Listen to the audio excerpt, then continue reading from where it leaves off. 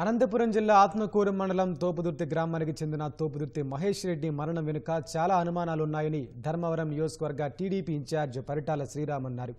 సోమల్దొడ్డి నాగిరెడ్డిపల్లి మార్గంలో ఉన్న రైల్వే పట్టాలపై తోపుదుర్తి మహేష్ రెడ్డి శవమై కనిపించడం తీవ్ర సంచలనం రేపింది. విషయం తెలుసుకున్న పరిటాల శ్రీరామ్ అనంతపురం ప్రభుత్వాసుపత్రిలోని మార్చురీలో మృతదేహాన్ని పరిశీలించారు. మహేష్ రెడ్డి తల్లిదండ్రులను ఓదార్చారు.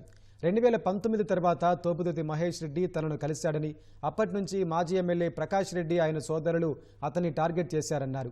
వారి భూముల విషయంలో లేని సమస్యలు సృష్టించి ఇబ్బందులు పెట్టారన్నారు. అక్రమంగా కేసులు పెట్టి చాలాసార్లు కొట్టారన్నారు. గత కొన్ని రోజులుగా మాజీ ఎమ్మెల్యే ప్రకాష్ రెడ్డి సోదరుడు రాజారెడ్డి మహేష్ రెడ్డి అతడి తండ్రికి ఫోన్ చేసి బెదిరింపులకు దిగాడన్నారు. పోలీసులు దీనిపై నిష్పక్షపాతంగా విచారణ చేయాలని శ్రీరామ్ విజ్ఞప్తి చేశారు. అంత ధైర్యంగా చలాకీగా ఉండే వ్యక్తి వెళ్ళి ఏదో సంఘటనలన్నిటికీ సూసైడ్ చేసుకుంటాడు అనేది కూడా చాలా అవాస్తవంగానే అనిపిస్తుంది. ఎందుకంటే ఆ రోజు పోలీసులతో కొట్టించిన కేసులు పెట్టినా కేవలం శ్రీరామ్ ఏదో నీ ద్వారా మమ్మల్ని ఏదో చేయాలనుకున్నాడని చెప్పి ఒక మాట చెప్పి నేను వదిలేస్తామంటే కూడా 2-3 రోజులు దెబ్బలు తిన్నా కానీ ఎప్పుడే కానీ ఆ రకంగానే అది తప్పు, ఆ రకంగా మాట్లాడకూడదు. ఏదైనా కరెక్ట్ ఉంటేనే నేను కరెక్ట్ మాట్లాడతానని చెప్పి ఆ రోజు అన్ని రకాలుగా ప్రెషర్లు తట్టుకున్నాడు. ఈరోజు ఏదో చిన్న విషయాలకి ఏదో సూసైడ్ చేసుకున్నాడు అనడం కూడా చాలా ఇదిగా ఉంది.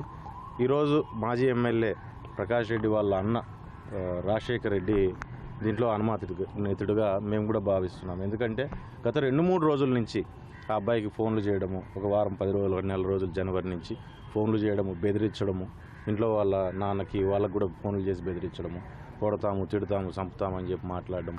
ఈ రకంగా మాట్లాడుతున్నప్పుడు మామూలుగా మామూలు బెదిరింపుల్లే ఈ రకంగా ఎందుకు ఉంటుంది అని చెప్పని ఇంట్లో వాళ్ళు కూడా భావించడం జరిగింది. కానీ ఈరోజు జరిగిన సంఘటన చూస్తుంటే హైదరాబాద్లో ఇటువంటి పరిస్థితి. హైదరాబాద్లో ఒక రియల్టర్ని తీసుకెళ్ళి యాక్సిడెంట్ రూపంలో చూపించి అక్కడ అతన్ని చంపిన పరిస్థితి. ఆ కేసులో ఇంకా ముద్దాయిగా ఉన్నాడు. అంటే ఇది ఒక అనుమానానికి దారి తీసే పరిస్థితి కూడా ఈరోజు కనపడుతుంది. ఈరోజు జరిగిన సంఘటన అంతా చూస్తుంటే ఏది ఏమైనా దీని మీద పోలీసులు పూర్తి స్థాయిలో దీని మీద విచారణ జరపాల్సిన అవసరం ఉంది. ఖచ్చితంగా ఈ సమస్యను తీసుకొని మేము ఇంకా పై స్థాయికి కూడా ఇంకా ఎస్పీ గారికి కావచ్చు, ఇంకా పై స్థాయికి కూడా తీసుకొని పోతాము. దీని మీద పూర్తి స్థాయిలో సమగ్రమైన విచారణ జరగాల. ఎవరు ప్రోద్బలం ఉంది, లేకుంటే ఎవరన్నా దీన్ని వారేమన్నా ఫిజికల్గా ఉండి ఏమన్నా చేశారా ఏంటి అనేది కూడా మాకు ఖచ్చితంగా తెలియాల్సిన అవసరం ఉంది.